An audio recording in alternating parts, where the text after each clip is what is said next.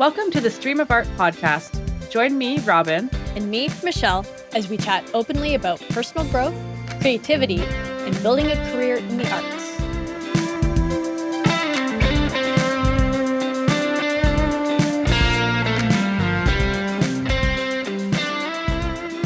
All right, hello everyone. Welcome to the 22nd episode of the Stream of Art podcast.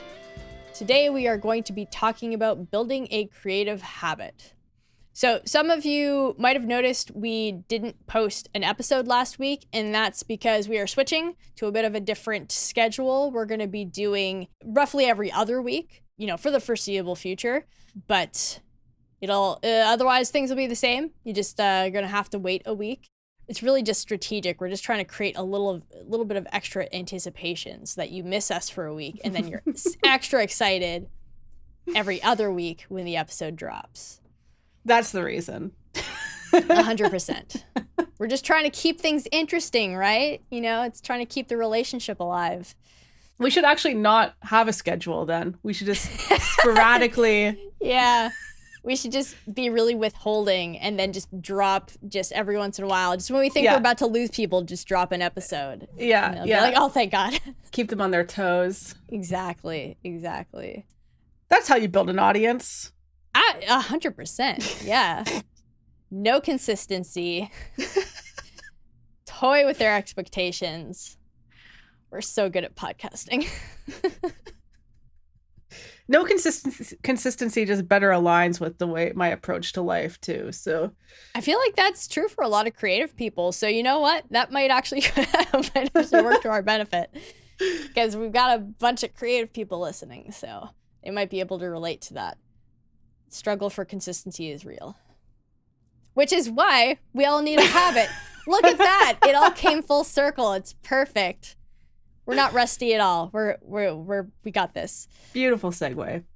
Do we want to do just a quick check-in? I know we haven't, the audience hasn't heard from us in a while, and we've got, a few things, maybe just like a quick overview of, what we got going on or something we'd like to share.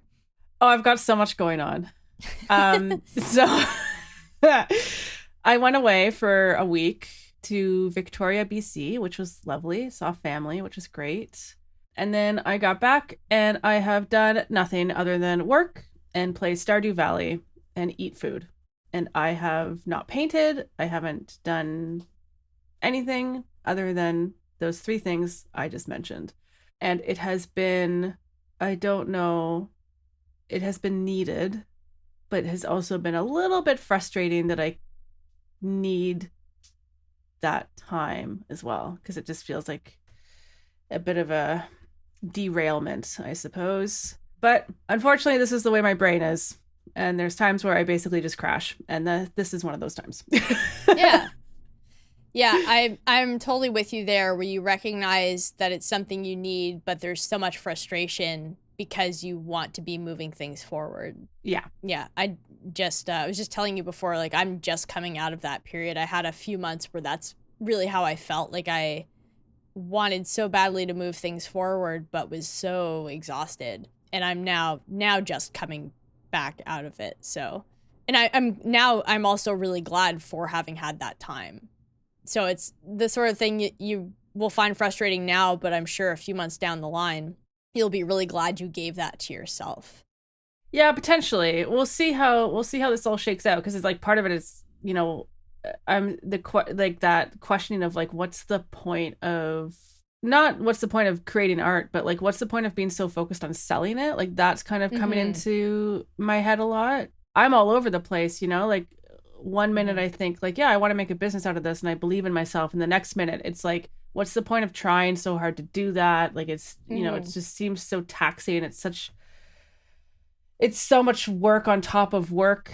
Is that going to be fulfilling for me? And I'm all over the place. And so like when I'm in this state, because it's felt really nice to just not have to think about it and not have to worry about it. So it makes I'm in that stage of questioning, why have I been trying so hard? And I've been trying so hard, but like not in a way that's actually pushed me forward. Like got myself distracted and I work so hard on things that are actually not a priority for some reason. Mm. I have a really hard time differentiating between busy work and priority work because busy work feels important as well, but it's not Right. actually the stuff that's going to move you forward. So, anyways, yeah, I don't know. It's a weird kind of headspace place that I'm in, and we'll see. I'll be curious to see where I am in like 2 months from now. Yeah. Yeah, me too. I suspect you'll probably feel better. Yeah, well, I Especially hope 'cause so. yeah, like I'm sure you will, because I think too, like you were spending a lot of time really focused on doing stuff for your business. You know, that comes with a cost. It comes with exhaustion and burnout, you know, especially if you're not stopping to like take stock, which is something I'm guilty of, and I think you and I align here, where I can be going, and I'm so focused on the doing that I'm not stopping to just check in with how I feel. And then that's inevitably what leads to burnout. You know, is that you aren't catching the signs that it's coming. Yeah. And so, you know, when you're starting to have a week or 2 weeks or 3 weeks where you're kind of dragging a bit, you know, you're still able to push yourself enough that you're like, well, it's probably fine. But what you really need is to dial it back. And so, you know, that's just something to remind yourself, is that you are coming off of having done a lot of work on that. And sometimes the best thing is just to let that work kind of just simmer in the background. Because even though you're not working on it, you're probably still working on it. You might end up being like me, where all of a sudden I now have a ton of ideas for like everything. But it was after having like a stretch where I didn't really have much going on creatively in my mind. Like I didn't have the same kind of ideas that I found I used to, you know, and I think that's probably a product of just having given myself that space. So, you know, this is sort of like the message I'm sort of saying to you what I would like to say to the version of myself that existed from like January to now, pretty much, or to like 3 weeks ago, is like don't worry, like you're gonna find your mojo again. Like it's coming back. You just need this time. Like you really need this time. You have resting to do. You have stuff to think about, stuff to move through. You know, just you have to give yourself that space to just not have to worry about that stuff, because it'll still be there. Like art. That's one of the great thing about art, is that it'll always be there when you're ready for it. It would just be nice to find at some point in my existence, be able to strike a balance so that I'm not, because this is cyclical for me, where it's like I go through periods of heightened productivity and then I kind of crash. And it would be really nice to find a point that is not too much, but still enough, and that I can hold consistently instead of these ups and downs. But it's tricky because like my personality is such that like when I'm in that like productive mode, I forget about my other mode, which is like this mode that I'm in now. Yeah. And so I feel in that moment like, oh, okay, I've figured this out. This is the work I need to do. It seems so simple and clear cut. And it's like, just stick with this and you'll be good to go. But I forget about my other kind of like emotional existences, you know? It's really interesting. So I haven't figured out how to, and this, I might just not be able to. This might just be the constant ebb and flow, which is also in and of itself pretty tiring. Yeah. I think you mentioned that recently, just the exhaustion of the extremes of your cycle. Right. Where it's like, yeah, you have the really high highs where you're really productive, everything's clear, and then you crash and it's like goes to zero. Yeah, that fluctuation, it's like it gives you whiplash, doesn't it? Yeah, a little bit. Yeah. Yeah, and then you hit that low and you're starting to question everything. And like I know that I will get out of it. But there's still this kind of question of like, even if I get out of it, like, can you move things forward without that small consistent effort? You know what I mean? Like, can you move things forward if this is the pattern you have where it's like all or nothing? Time will tell. Yeah. I can say from my own personal experience that yes, you can. You can, because I'm very much of that all or nothing personality as well. Like I go through periods where I'm just like, I feel like everything's great. Like I Right. feel hopeful, and I feel like I got this, and I feel like I'm on top of things, and I'm really disciplined. I'm like, yeah, like Right. getting after it. And then I get those periods of like the really low lows, feeling like what's the point, and all of that. And I still get that, but it's not nearly as extreme as it used to be. And I think that's just over the years I've found some things that have worked. A lot of these things I'm going to talk about today, because I really struggled with my music, especially because I wanted to practice it really intensely every single day, but I couldn't do that for more, for a stretch longer than like 5 or 6 days before I got burnt out. But I felt like I had to just like fill up my whole day, practice as much as possible, as intensely as possible. Like this is what every day has to be. It has to be super intense. And some days I was like that, and I had a great day, and I'm like, yeah, this is how it's going to be from now on. Inevitably, it would retract back into that place where I was just really tired. And so I've had to find a way to navigate that so that I'm hitting more of a middle ground, where it's some days I'm insanely productive, but more often than not, days are kind of average for me now. Right. I get a pretty consistent amount of work done. Some days it's a little less, some days it's more, but it's just about having these metrics that I track to kind of keep me on track, so that even on a really rough day, I have certain things I'm still maintaining.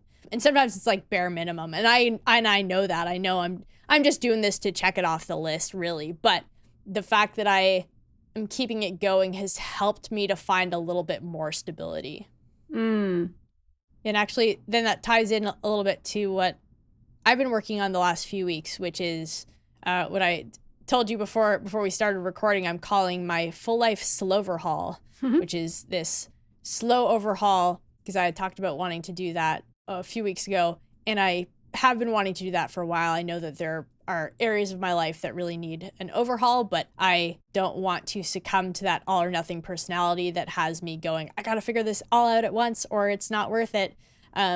Or the other side of me that's like, I'm not gonna worry about this now, and then it goes months and years where stuff isn't getting dealt with. So I'm just making some little changes, and I've just started with some basic systems to track some different things. So I have this daily tracking system now in Notion, where I track some of the metrics that are important to me. So like the number of hours of music I practice, whether I did reading that day or meditation, what kind of exercise I did. I track my mood and my energy levels and my focus. So things like that. And then I have my task system, which actually now I've set it up with recurring tasks. So I found a video from Thomas Frank that showed you how to turn your task system into something that then has recurring tasks. Because I have certain things I do like every Sunday, for example. So Sundays are big days for me to do, like basic household chores. So I do like the vacuuming, and I clean the bathroom, and I brush the cat, and I clip her nails, and I water the plants. So like all these things like that just happen every Sunday, I now have as a recurring task on my task list. So I have it all set up with this. It's like I guess some kind of software. I don't really know. Anybody here who is like software savvy is probably gonna be rolling your eyes, but it's called Pipe Dream, and it's linked now to my Notion account, so that when I check off any of the items from my recurring task list, they when I check them, they go to an archive, but then at like midnight each day it'll like reset, so then they get changed to like the next week. So anyways, it's really cool. It does it all automatically. And I have now a weekly review, or what I'm calling my weekly wrap up, which is just a few just a checklist to help me kind of wrap some things up for the week. So wrap up some like financial stuff, some admin stuff, just to keep me on track each week. And then it gives me a few questions for review. So that's kind of what I'm starting with is just a few simple things. I've made some small changes to my routine as well, just to sort of like quality of life upgrades, really, just to make things work a little bit better. And yeah, I think it's working so far. I think the slow and steady,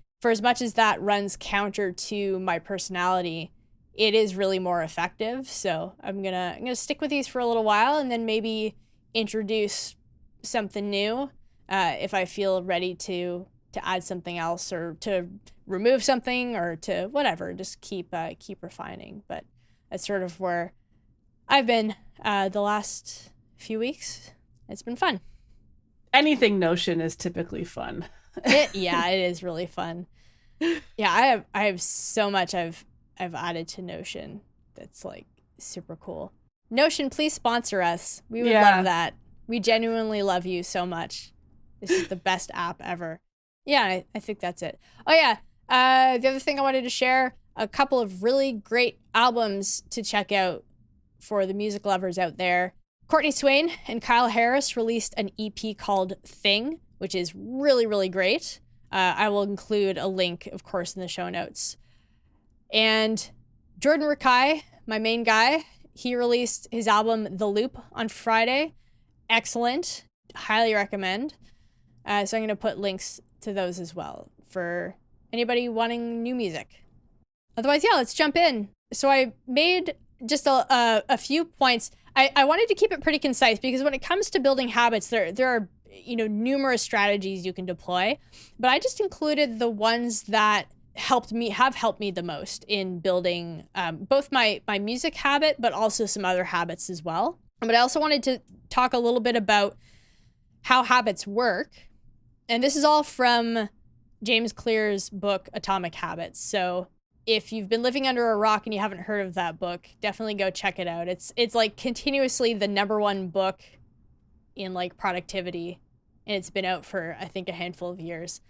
It's a really helpful book for if you're wanting to understand habits, understand how they work, and then learn how to really leverage the value of, making these small changes. As Zeno says, well-being is realized in small steps, but it is no small thing. So how habits work. There are 4 steps. You have a cue, you have a craving, you have a response, and then you have a reward. So I'll use a really simple example. It's like if you see a box of cookies, there's your cue. You get a craving for them. Your response is then to eat a cookie, and then you get the reward of eating the cookie. Eat the box of cookies, you mean? Yes. Yeah. Eat a cookie? That doesn't sound right to me. You mean eat the box of cookies. Gotcha. Okay, I'm on board. Okay, so you eat. Okay, so let me revise that. You see the box of cookies, you crave the box of cookies, you respond by eating the box of cookies, and you were rewarded by having eaten the box of cookies. Thank you. There's another step, though, there that's missing is the number 5, which is punishment for how you feel after. But I'm assuming that doesn't apply. Okay, they probably, that only applies to cookies. Only applies to eating a box of cookies. Yeah, I think maybe that's what I was thinking. If you have one, there's hopefully not this. I mean, I guess it depends on your relationship to eating. Maybe this was a bad example. I might have just triggered a bunch of people's disordered eating. You definitely have distracted me because now I'm thinking of cookies and now I want a box of Oreos. All right, let me revise that again. You see your Nintendo Switch and so that's your cue. You get the craving to play because you know how much fun it is to play. So you pick up your Switch and you play, and you are rewarded with a flood of dopamine as you play your game, and you really enjoy it. There you go. Although now everybody's thinking about playing Nintendo. You just can't win with this stuff. Yeah, now I'm thinking of I want to play Stardew Valley. Anyways, so he has what he calls the 4 laws of behavior change. So 1 is to make it obvious. And this is something that relates to the cue. So if you want to make sure you have a cue that really stands out, that really triggers you to want to do the habit. So we'll use like painting as an example. Like make sure your all your paint stuff is like out and ready to go. So it's like you see it, and then that can cue you to then take action. Number 2 is to make it attractive.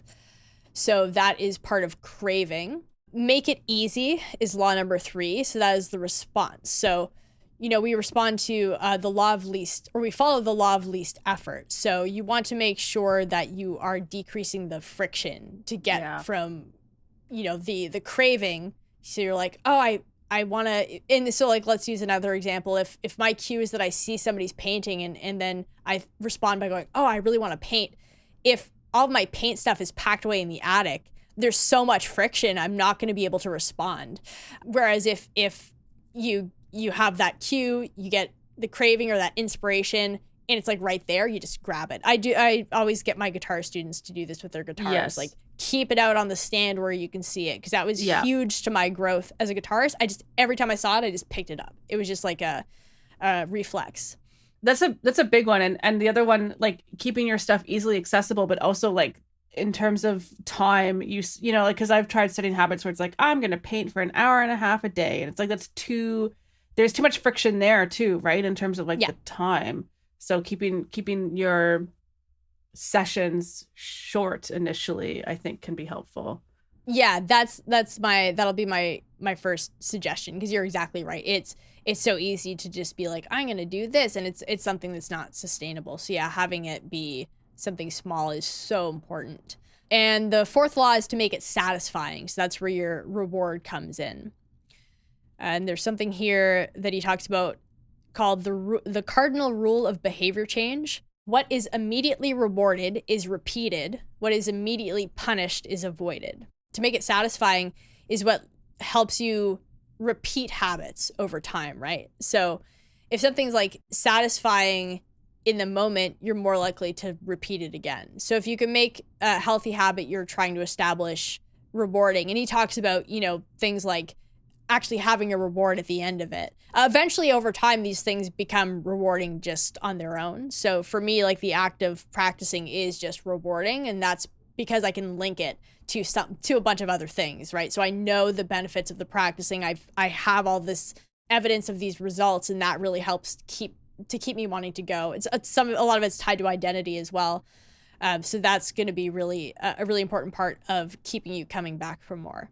So that's just that's a very rough, just kind of outline. If you're interested, I highly recommend going to check out his book. The first time I listened to it, it was one of the first audiobooks I listened to. So if you like audiobooks, it's a great audiobook as well. He reads it, and he's got a great voice for it. I ended up getting the book too, because it's great. It's a classic. Anyways, James Clear, please sponsor us. I don't think people do that, but so yeah. So my 5, and these are again just the first 5 I could think of that were like the most impactful for me in creating my now like almost 5-year-long music habit where I haven't missed a day. And yeah, like you said, start small. So he has something that he calls the 2-minute rule, which is when you start a new habit, it should take less than 2 minutes to do. And that was really key for me, because I was very much, again, all or nothing personality. I felt like if I don't have 4 hours to practice, that's not worth it. You know, I might as well just try again tomorrow, which is a very dangerous phrase. Like, I'll do it tomorrow it never works out. So if you can just give yourself something small and manageable, like you said, to just do a few minutes, or to do, one thing. So instead of feeling like I have to practice all these things, or I have to write a whole song, just give yourself something small. I'm just going to practice this one part of this song, or I'm just going to like write one idea for a song, or I'm just going to, do 5 brushstrokes, on this painting, rather than feeling like I got to do a whole painting or whatever it is. There's been times where I actually just tell myself, all I'm going to do is put my materials out. Like, yeah. Like, I had to start that small in order. It was the only way I could get myself to do it, because thinking about actually painting was even too overwhelming. So yeah, like, and then what I find with that too is like, okay, or like with writing, right? Like, all you need to do is go get your paper and pick up your pencil or whatever. I mean, I guess people usually type, whatever, open your computer and turn it on. And what happens is, for me anyways, it's like, once I do that, it's like, well, I'm here now, so I might as well do a bit more, right? So it's exactly. And then you feel like you've done that thing you need to do. You've got that reward. It's like, oh, I did the thing, and now I'm going above and beyond, which feels awesome. Yeah.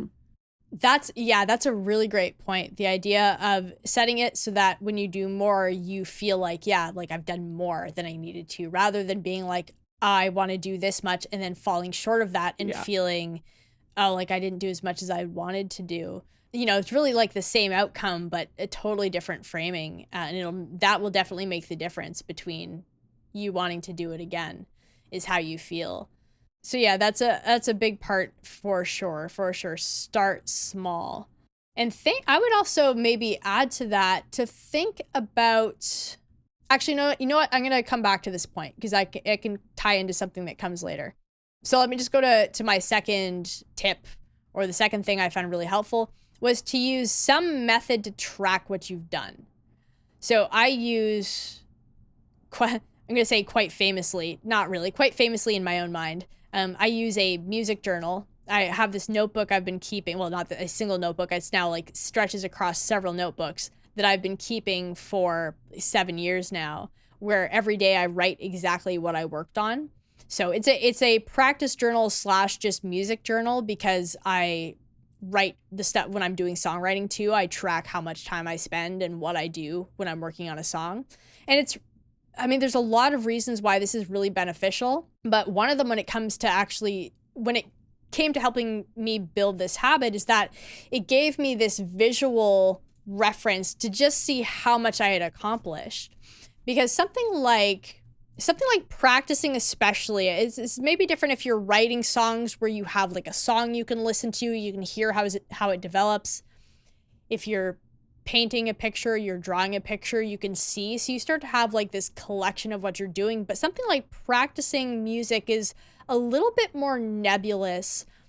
You're sitting down and you're engaging with this activity, and you can often, see improvement in the moment, but you're not really getting to the end for a while. Like, it takes a while for you to have some really concrete evidence of your improvement, which is actually why it's great to record yourself practicing, because then you have a way to track how you're doing. Because when you're day-to-day engaging with your own playing, it's harder to see the actual improvement there. So this was a way for me to just see just how much I was doing, because I think I always felt like I was falling short, like I wasn't doing enough.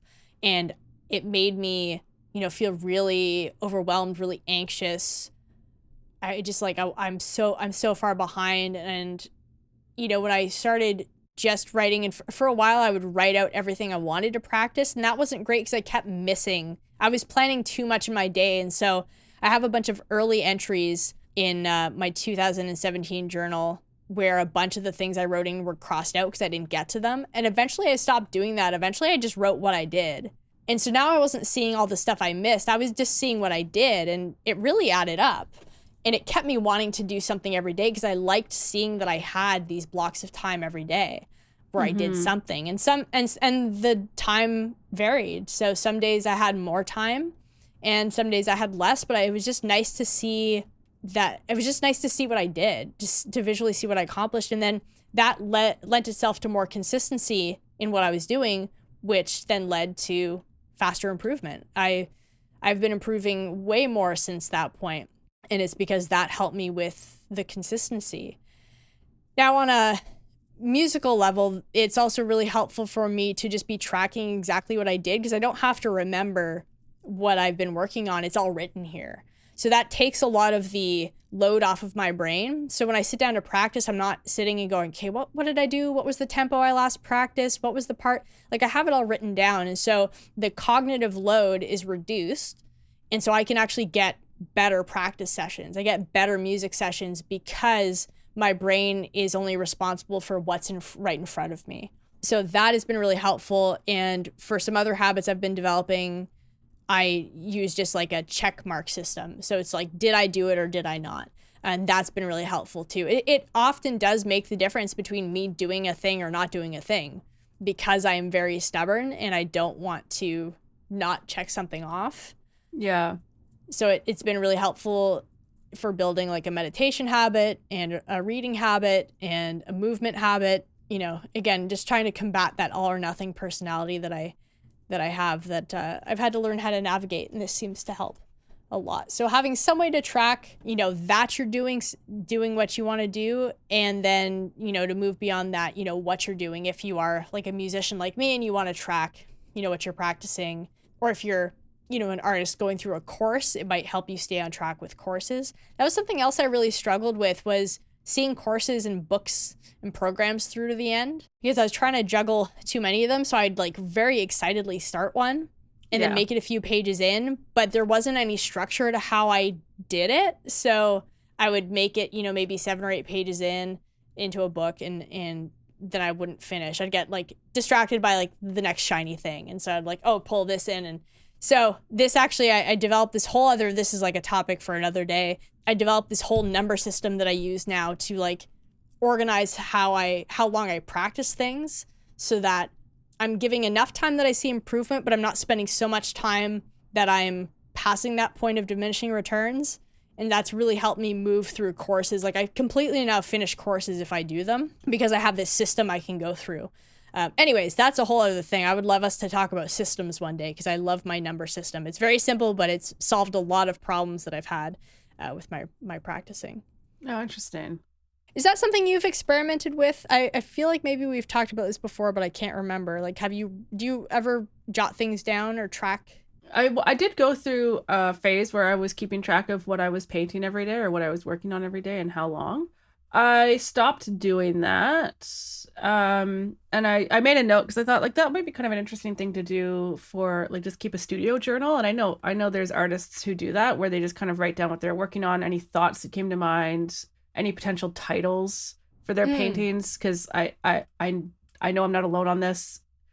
Figuring out what to name your paintings can be such a tedious thing. And it's, for me, it's always an afterthought. Like, oh yeah, right, I need to name this now. And it's like, oh, some people love doing that part. I really don't like doing that part. So I've tried it, but for a very brief period of time. And at that time, I think I stopped because I didn't find it. Well, see, for me, it's interesting. And this comes up again with like the don't break the chain theory. So I was doing it. I was keeping track of how long I was painting every day, and what I was working on and like maybe cool pigments that I was using or whatever. And that was happening during a time of where I was making a lot of art. And then I stopped painting. And then it feels bad to go back to it because what you see, like what I see is I go back to it, I'm like, oh, there's such a long gap here. And yeah, so you kind of want to like shove it aside and you know, it's. And I have the same with like the don't break the chain. It works until it doesn't work. Mm-hmm. You know, like it does. If I miss a day, it's like, okay. But then when I miss 2 days, like when the break gets too long, then it just becomes a thing that makes me feel bad. Mm-hmm. So it's, yeah. And I don't have that same kind of stubbornness where it's like, no, I'm just going to do the thing. Like I don't have that. So these sorts of tracking systems, I haven't quite found a way to make it work for me yet. So that's interesting because my third tip / strategy that I found helpful was don't break the chain. Yeah. And some because people it relates. Yeah, totally. And I can totally see how that would be something that works for some people. It's tricky with these things, because it's like you hear, because I think it was Jerry Seinfeld who kind of talked about the don't break the chain thing. And it's hard because then it's like, oh, this thing works. Okay, cool. I'm going to do it. And then it doesn't work for you. And then you wonder, what does that mean? What does that say about me? Yeah. And that becomes tricky. So like the don't break the chain, like I was doing habit tracking up until before I went on away. And that was working because it was like, I would be tempted to skip, but it's like, oh, just do it, right? Just do it because then you can check it off and great. And then there were days randomly where I would miss, but it didn't derail me. Yeah. But then I had a week where I wasn't doing any of that. Yeah. And now I just don't want to go back to it because it's like, so again, it's like the break in the chain has gotten too long and now it feels like a restart. Yeah. Which it's that all or nothing. I think it's one of those things, I guess, if you are an all or nothing thinker, which I think a lot of us are, be cautious because for you it works. But I'm also all or nothing. But for me, it doesn't work because I'm not stubborn enough or whatever to just do the thing, like do the damn thing. I'm not always stubborn enough. Yeah. So it sounds to me like it's effective under the right conditions. And what you're struggling with is how do you get back to it when you've had like a significant amount of time away? Yeah. Which is something I add. Sorry, go ahead. I was just going to say, like, also, like, when I'm in the headspace I'm in, like, even looking at Notion right now makes me feel kind of sick. So it's like, it's, I just can't look at any of that stuff right now, right? Right. So it's finding the thing that works for you and works for the various kind of cycles you go through. Yeah. And I think for me, it will work again. Yeah. But now I'm not going to force myself to go back to it right now because there's just no point. It won't serve me other than making me feel worse. Yeah. Well, I think what you just said is key, is like not necessarily looking for a tool that is like a panacea, not something that you're going to be able to use all the time, but like something that works within particular cycles of flow for you.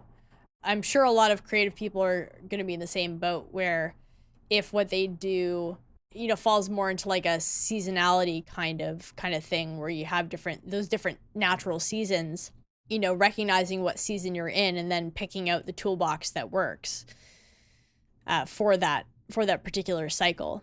Yeah, because there's a bit of a difference. Like right now, when I was tracking regularly, it was more of a tool to keep me that would help encourage me to do these things. And it did function that way, which is great. Now it's almost like there's a time where I have to press pause. So maybe that's the thing. Like, you have this tracking system, but you like press pause on it. The tricky part will be figuring out, am I pressing pause because I don't want to do the thing? Or am I pressing pause because I need to like take a pause from this tracking? What if you experimented with setting a time limit? So if you try the don't break the chain method again, maybe say, I'm just going to do it for 4 weeks. And then after that, even if it's working really well, just stop and just see. Yeah, maybe. Yeah, so I'm just thinking of like ways you can experiment with it to make it work. And that might be something you can try. I don't think my my ebbs and flows can be scheduled in that way though. You know what I mean? Like I think they happen when they happen, and it's a matter of me being able to identify when it's happening so that I can do what needs to be, so that I can sort of switch modes almost, right? Where it's like, okay, you can't work in that mode right now. Yeah. Now it's mode switch time, where like I think right now what I was realizing was like the things I need to focus on right now are actually painting, creating art, eating well, being social, and there's something else too. I don't know. But like these fundamental kind of life things is where all of my energy and focus should be going right now. This won't always be the case, but so it's like a mode switch. Yeah. So it's I think for me and for other people likely as well, it's kind of learning how to identify what zone you're in and what you need in that zone. Yeah. Yeah. I'm wondering if that's something worth including as part of like a weekly review. Like just check your system. So if that's one of the systems you're using, just do a little check-in. Go, okay, how do I feel like that worked this week? Did it feel like I was forcing myself to comply? Is that a sign that maybe I need to like take a week off? And so maybe it's a little more flexible than like setting yourself a rigid deadline. Just like every week, check in with yourself, see how it's working. And then if you're feeling like it's starting to make you feel trapped or locked in, you can just take a week off and see how you feel after that, and then reevaluate. If everything felt like it fell apart, then it's like, oh, maybe I still need this, or maybe, it's you're like, I know that's what I needed, and I feel like I'm ready to get back at it. Give yourself like more points of check-in. Yeah. Yeah. The bullet point I have added under that is, to learn how to regain your rhythm if you do get off track. So you talked about that where, you miss more than a couple of days, and that's when things can kind of derail. And like setting aside too, like we just talked about some other strategies. Of course, other strategies. This is just the one I thought of, is that you can use something that Matt D'Avella calls the 2-day rule. And it's something he used when he was building an exercise habit where he doesn't miss, I think it's like he doesn't miss 2 days in a row. So like if he misses a day, he just won't let himself miss a second day. So, if he needs to take, or maybe it's that he can miss 2 days. I can't remember now. Go watch the video where he talks about that. Actually, I'm specifically including a link to a few blog posts where I and in one of them I talk about this, and I do link to his video. So go check out the video. But the idea is like to like give yourself some wiggle room. So if you need a day off, you can take a day off. Just don't let it be more than a day. So make sure you're doing that thing. So that is also another thing you can use just to help you kind of get back in. And again, I have some other things I talk about in that blog post. I think it's specifically called Regain Your Rhythm. So yeah, that I think Robyn, you were right about giving that caveat. If you're somebody who, is a little bit more all or nothing, just be cautious with some of these strategies. But, as always, like, take this and try to adapt it to whatever works for you. I think experimentation is key. And I'm constantly checking in and like making adjustments to the things I do. So don't get so married to the tool or the system. Like, it needs to work for you. I think, and maybe with the don't break the chain, see, the way I conceptualize it is kind of like this. You start the chain, you don't end it ever. Well, maybe for me, I actually need to conceptualize it differently, where it's like my life isn't just one big chain. Like, my day-to-day isn't just one big chain. It is multiple chains. And so there will be a chain that is going for a while, and then it stops, and then a new chain starts. And like, I think that's also... that might just be the way it is for me. I might not be 100%. Someone who can do because the other thing, like Jerry Seinfeld is very very methodical, and like, I don't know, there's a documentary about the way his approach to comedy, and just like, it's methodical is the only word I can think of. Which, of course, like that kind of method will work for that kind of brain, right? So, but every brain has different needs. And 100%. Yeah, that's definitely the best thing anybody can do, is learn how their brain works and then work with it. Don't try to force yourself to fit into what you think you should do. That's where I'm very fortunate that I can lean into some of my tendencies, where I am I think also very methodical, and I think that is reflected in what tends to work for me, and definitely I wouldn't hold anybody else to the same expectation. And I think it's about thinking too in terms of like the bigger picture, and I really enjoy thinking in terms of principles and values and things like that, because there's a lot more flexibility, because the way that you demonstrate a value can look different day to day, but it's still a way of honoring something you care about. But anyways, I'll come back to that. So my fourth suggestion is to pick the right time to engage in the activity and to take into account your energy levels. So that has been key for me as far as I think most of the habits I've tried to establish go. So the music habit, certainly I know that I have the most energy in the morning, and so that's when I get all my music stuff done. With the caveat that obviously I have the freedom to do that. When I worked a day job, I didn't. When I went to school, I didn't. I got up earlier and I did some work in the morning, and then I would practice again in the evening after work or after school, as much as, with school, as much as I could, with homework and all of that. So, obviously this is also going to depend highly on your schedule, your work schedule, your life schedule.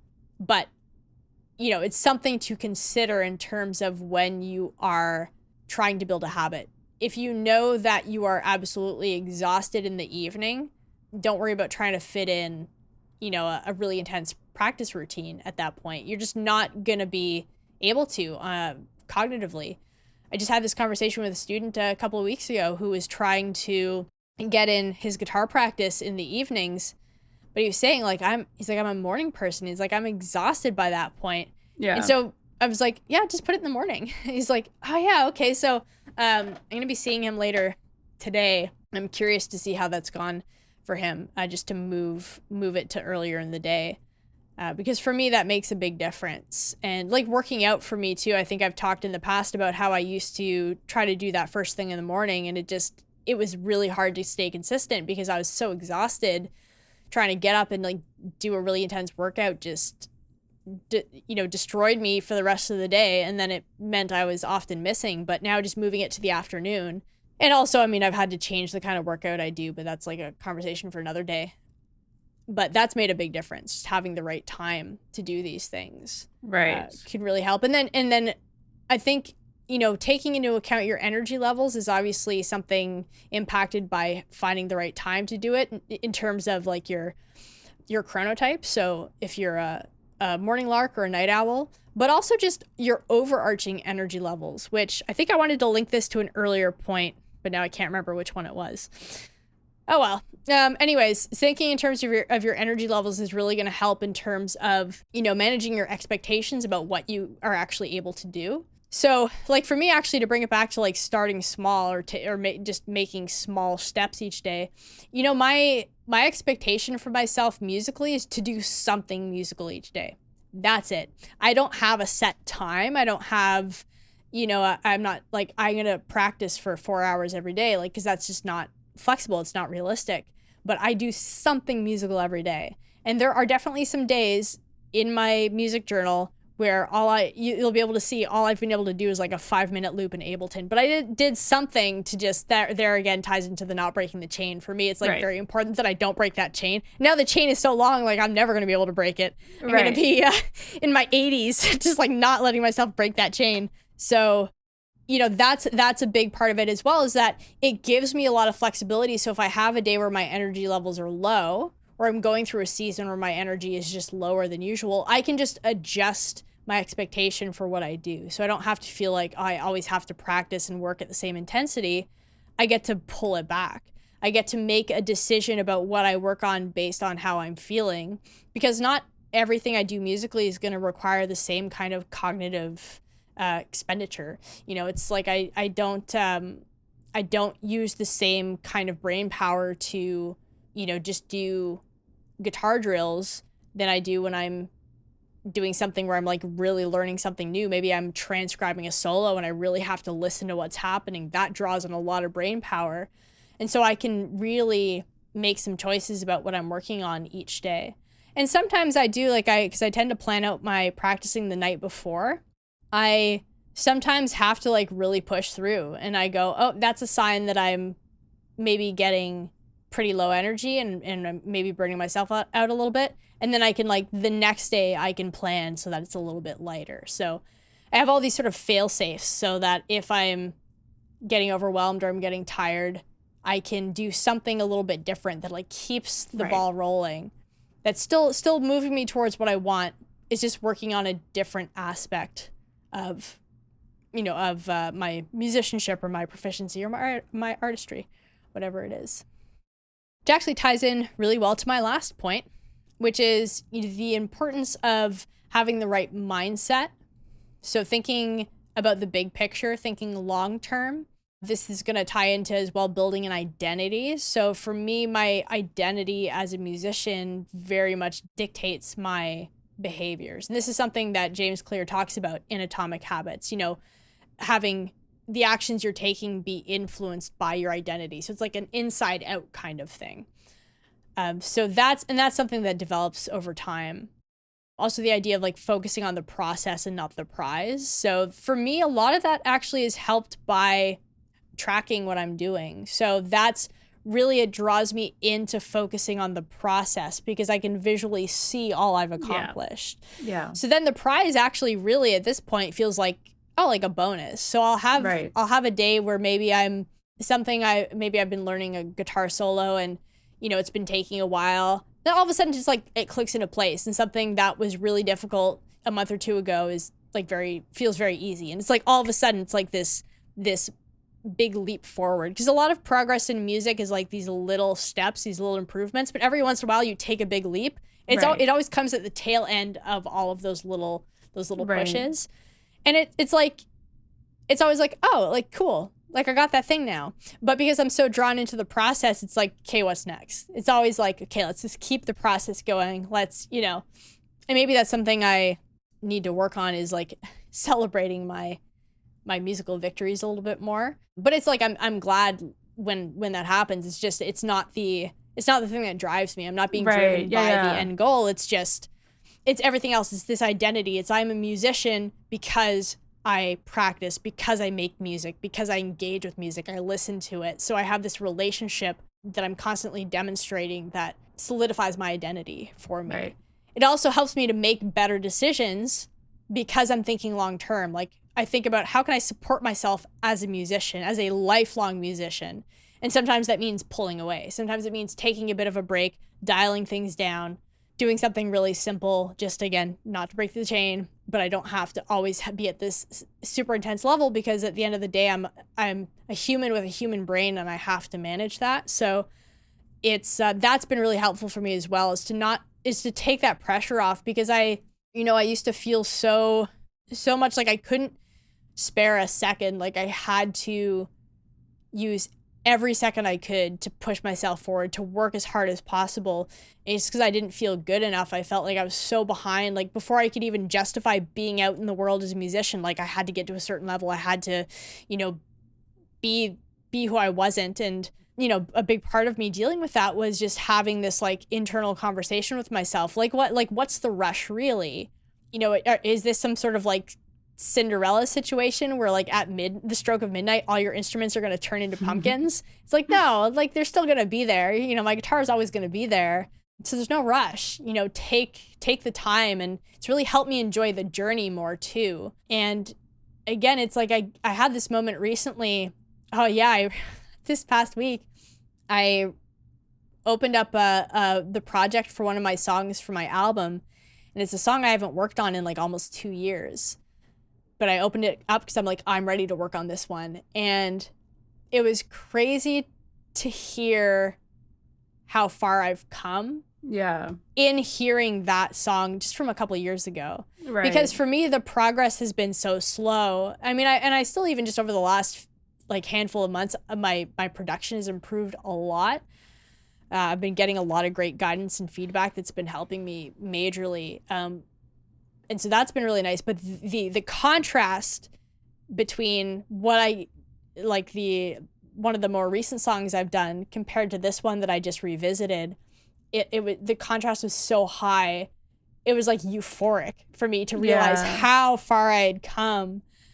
But again, it was all these little steps. It was all just me engaging every day, or almost every day, just a little bit at a time. And that's really fun. It's really fun to have those moments to just realize how much, you know, and it made me think about that quote, like, well-being is realized in small steps, but it is no small thing. That did not feel like a small thing when I listened to that song. And I got so excited because I could hear all I could do with it. And it was this realization that like I've changed so much. Like as a musician, I'm a different person than I was 2 years ago. And I could hear all these things I couldn't hear before. I'm like,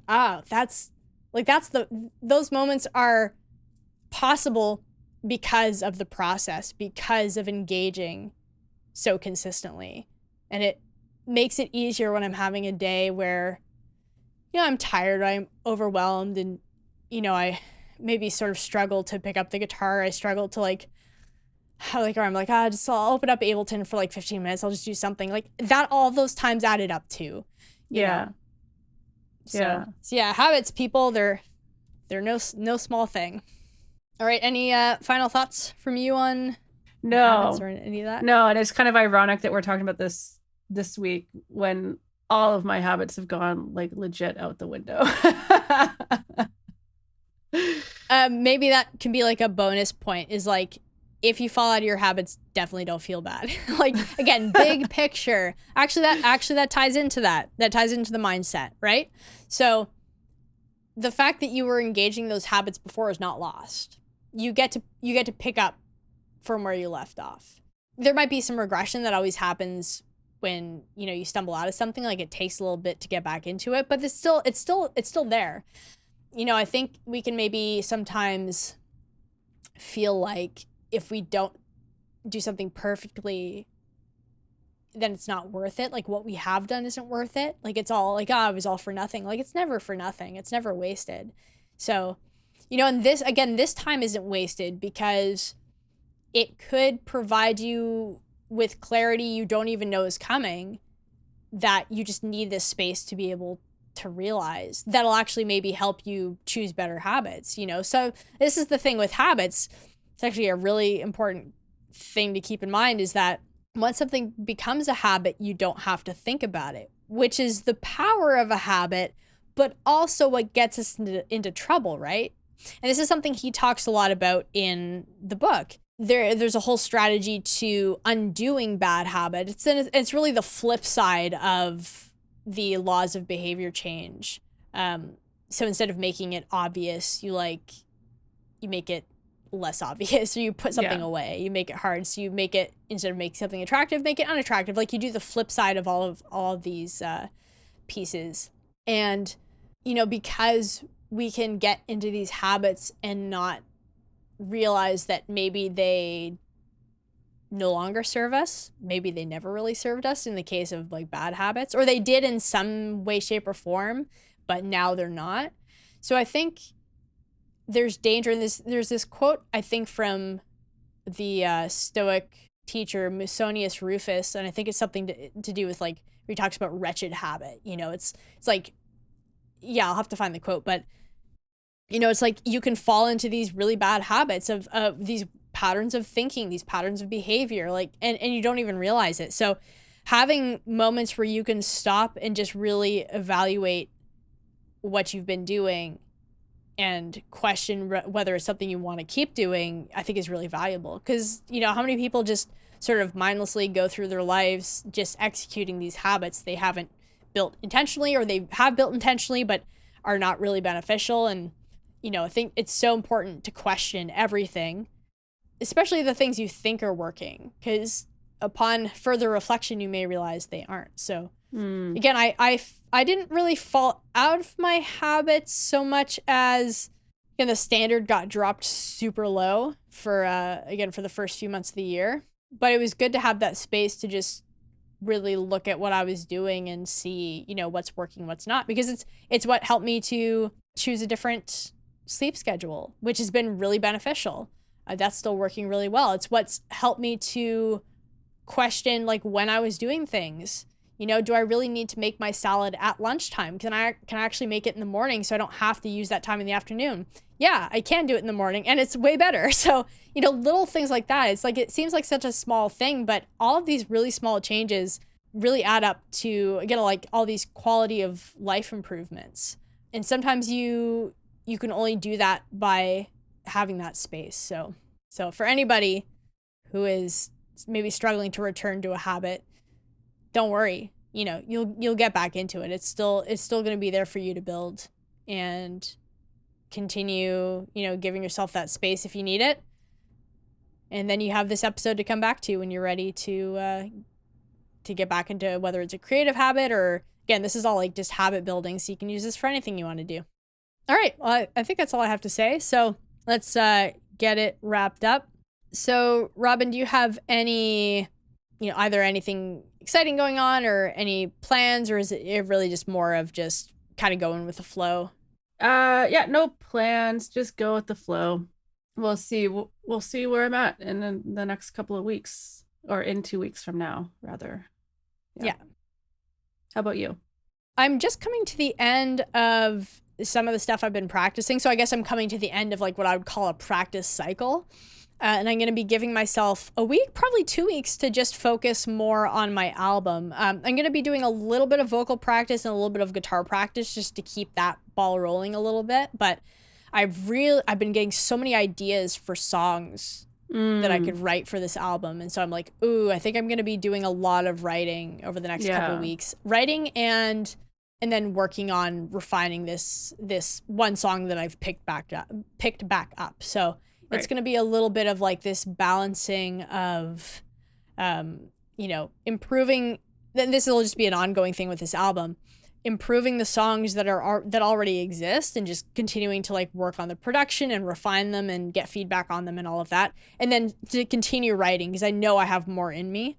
I just, it's interesting, the writing process for this album, because it feels like it kind of happens in these like sort of chunks, right, where it's like I had the first handful of songs written over the course of like a couple of years, and then I had like the next ones, and so it's like kind of, I feel like the next chunk is probably going to be happening. Yeah, otherwise that's it. All right, cool. So thank you everyone for listening. You can send in questions, comments, insights, anything to streamofartpodcast@gmail.com. You can follow us on Instagram, both the podcast and both of us individually, and I've just put links in the show notes. You can join our Discord server, and I think that's it. Oh, I'm a little rusty. I think 3 weeks was a long time, but I don't think I missed anything. I think we're good. So no, I think that's it. Yeah. And if I've missed anything, I'll just like edit myself in. There we go. Yeah, no problem. The magic of editing. Anyways, have a great week, everyone, or great couple of weeks, and we will see you in the next episode. Bye. Bye.